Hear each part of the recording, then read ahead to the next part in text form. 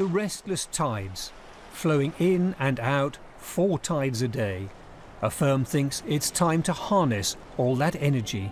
This is Swansea Bay, Wales. The tidal range here is enormous. The firm plans to build a sea wall over 5 miles long to enclose a vast body of water into a lagoon here in Swansea Bay. Large power-generating turbines will be set in the sea wall. Here's how it works. On the left here is the open sea, its height increasing from low tide to high tide.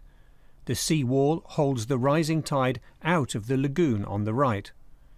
Then a wicket gate is opened to let the high tide flow in. That makes electricity. When the lagoon fills up, the tide goes out, and the whole process is reversed to make energy once more. We're about 1.5 miles out to sea now, and it's right down beneath me that the turbines will go. And you can see the vast amount of water that'll be held back by that wall. The notion of tidal lagoons is let's use that free power. It's created by the dance between the moon and the planet, and let's generate electricity for the next 120 years. Very certainly, a little bit expensive to start off with, very cheap for a very long time. Environment groups say the lagoon shouldn't disturb wildlife too much. They say it'll make much needed clean energy. There's one great thing about tidal power. Unlike energy from the sun or the wind, it is utterly predictable. So from here at high tide to way down here at low tide, engineers can calculate exactly how much water has been moved and exactly how much energy that will generate.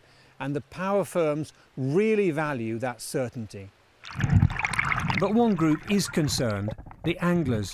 What about the impact of the lagoon on local rivers? We're very worried about tidal lagoons because they have the potential to chop up lots of fish, and the positioning of lots of lagoons near the mouth of rivers is very alarming for us. There's another drawback. The lagoon will have to be subsidised by bill payers, and it is looking very expensive. The developers claim a second lagoon they want to make at Cardiff will provide energy for about the same cost as nuclear and much more safely.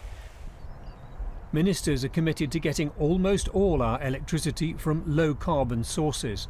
They hope a fleet of lagoons round the coasts of Britain will prove affordable as well as reliable. Roger Harrabin, BBC News, Swansea.